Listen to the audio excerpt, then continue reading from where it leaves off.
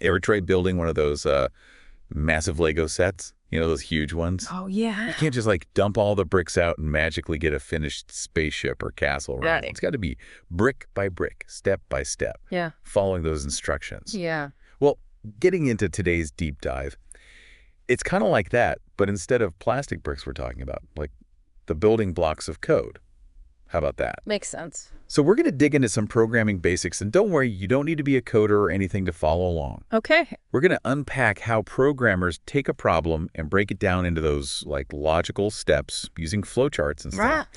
And speaking of examples, our source material uses a really, I think, surprisingly interesting case study. We're talking about calculating your age in days. Now, I know that might not sound super thrilling just at first, but stick with me here. Okay. It's actually a really cool way to show how even a simple program, does its thing. Right. So we've all seen flowcharts, right? Yeah. They're like those choose-your-own-adventure books, but like Yeah. for computers. Right. So our first flowchart here, it starts by asking for your age in years, like you usually would. Makes sense. So this is where those things called variables come into play. So a variable, think of it like a container, right? It's got a label on it. Right? And in this case, let's just say you put in like the number 25.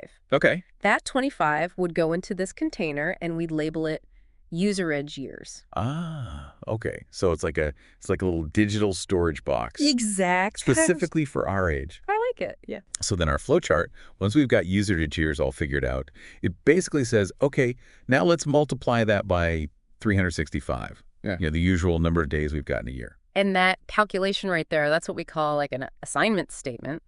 It's basically the instruction that tells the computer what to put in the container, Okay. which in this case, we're going to label userage days. So we're basically telling the computer, hey, take this userage years variable, multiply it by 365, and whatever you get, just dump it into this other container called userage days. Exactly. And bam, just like that, we've got our age in days. Yeah. Ignoring those pesky leap years for now, which I'm sure makes all the programmers out there maybe cringe a little bit. Yeah. You know they're out there. Oh, Yeah. But before we add like the whole leap year thing into the mix, I'm curious, when you see this whole breaking the problem down approach, Mhm. what stands out to you about it? Because I think it's kind of cool to see it even with something as, straightforward as calculating age. Yeah, it's true. It really is, yeah. It's like almost like when you're organizing your kitchen. Okay. You don't just take all your ingredients and dump them all in one giant container, right? Right.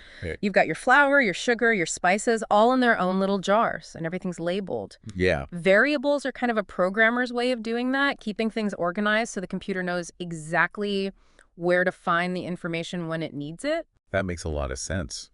And just like a very messy kitchen, it can lead to some pretty questionable culinary creations. Overlooking those leap years can really, really throw off our age calculation. So how do programmers like build in those curveballs? How do they handle that? Yeah, so our source material actually had like a more in-depth flowchart for this specific thing. Okay. And you can kind of think about it like you're following a recipe and you get to that part that always says like bake for 10 minutes or until golden brown. Yeah. Leap years are kind of like that until golden brown instruction. Okay. So it's like an extra condition. Exactly. We got to kind of factor into the whole process. Exactly. Does that mean our flowchart gets like way, way more complicated now? Well, it definitely gets a little bit more intricate, but that's kind of the beauty of programming and really just problem solving in general. Yeah. You can usually break those complex things down into smaller, more like bite-sized steps. yeah. So the updated flowchart that we see, it takes that initial age and days calculation, and then it adds this clever little tweak to account for those extra days from those leap years. Okay. Okay. So what's the tweaks? Don't leave me hanging. All right, so it involves a bit of division. Yeah. So it takes the user age years and it divides that by 4.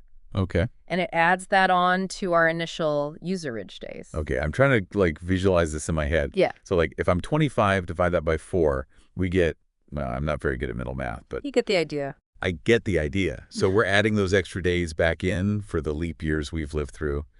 But our source material did mention that. Like this is just an approximation. Yeah. So why not an exact calculation? What's the deal with that? So you see, leap years happen every 4 years, generally, but there's kind of like an exception to the rule. Okay. It's a little more complicated than that. So the century years, the ones that are divisible by 100, those have to be divisible by 400 as well to be a leap year. Wait, really? Yeah. I just thought it was every 4 years, no matter what. See, this is why I leave the coding to you experts. So how do programmers like deal with that level of detail? Do they just like throw their hands up in defeat? Well, not exactly. You see, the flowchart, it simplifies things a bit. A real program, especially when you're dealing with like massive amounts of data and stuff like that, you got to be super precise. So they would use a more exact calculation. So there's a whole other level of complexity kind of like lurking beneath the surface here. Exactly. And you hit on a really, really important point in programming. It's called order of operations. Order operations. Yeah, you might remember this from like back in your school days. It's that whole PEMDAS thing. Okay, parentheses, exponents, multiplication, division, addition, subtraction. Please excuse my dear Aunt Sally. Yeah, okay. It's all coming back to me now. Exactly. Traumatizing middle school math memories aside. Right. So in our leap year calculation, even though parentheses, they aren't like strictly necessary because division comes before addition in the order operations, but adding them in can make the code a lot easier for us to wrap our brains around. Oh, okay. So even computers like appreciate a little bit of clarity now and then. Right. Makes a lot of sense. But I got to ask, we've tackled this whole age in days thing, wrestled with those leap years.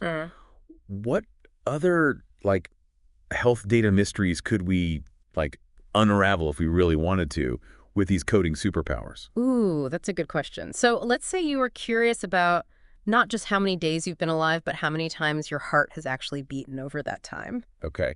That's a lot of data, right? Yeah. Yeah. If you're talking about calculating like total heartbeats. Yeah.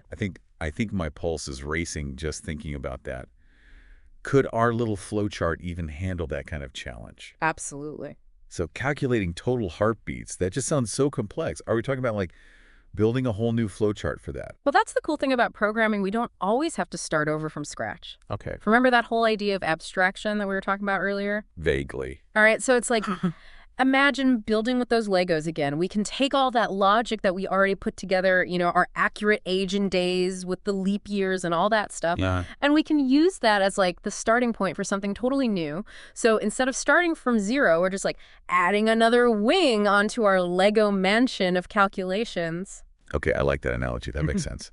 So to calculate our total heartbeats, we're taking that userage days variable and we're, multiplying it by like the average number of heartbeats in a day? Something like that. You got it.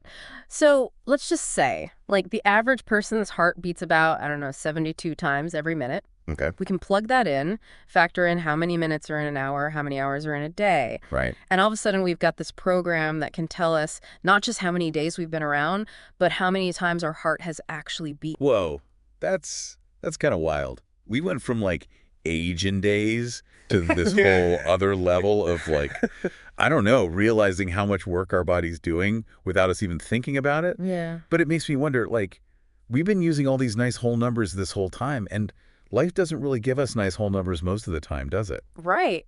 Even just that leap year calculation, you were dividing by 4, and that's not always going to give you a whole number, right? You've hit on a really important point here. Real world data, a lot of times it involves those in-between numbers, decimals, fractions, all that fun stuff. Yeah. And that's where our deep dive takes us into floating point numbers. Floating point numbers. Okay, that already sounds a little complicated. Yeah. Is that like math that literally floats? Not exactly. It's just a fancy way of saying decimals. So think of it this way. Imagine you're like slicing a pie.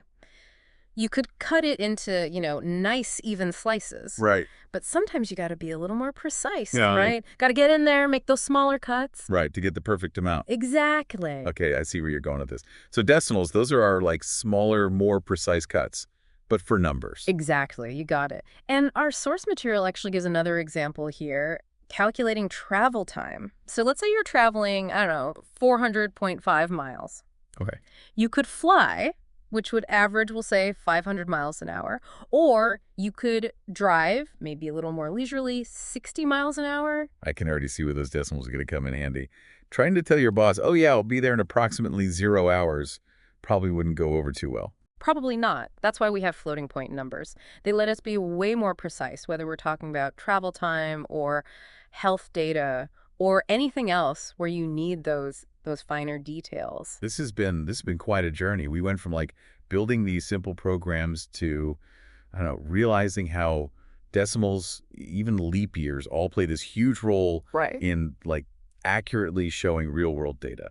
I gotta admit, even for someone who's way more comfortable with words than numbers, I feel like I've learned a lot. It's all about connecting those, what seem like kind of abstract ideas back to the real world.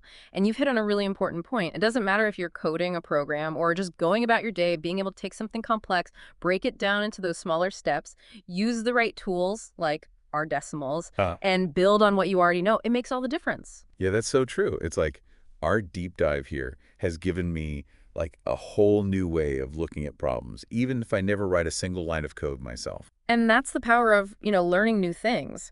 Here's something to think about. If programming is basically just about giving instructions to computers, what does that tell us about the instructions we give ourselves? Oh, that's a good one. I'll have to think about that. Thanks for taking us on this deep dive. I really appreciate it. Happy to do it. And until next time, everyone, keep exploring, keep asking questions, and keep those brain gears turning.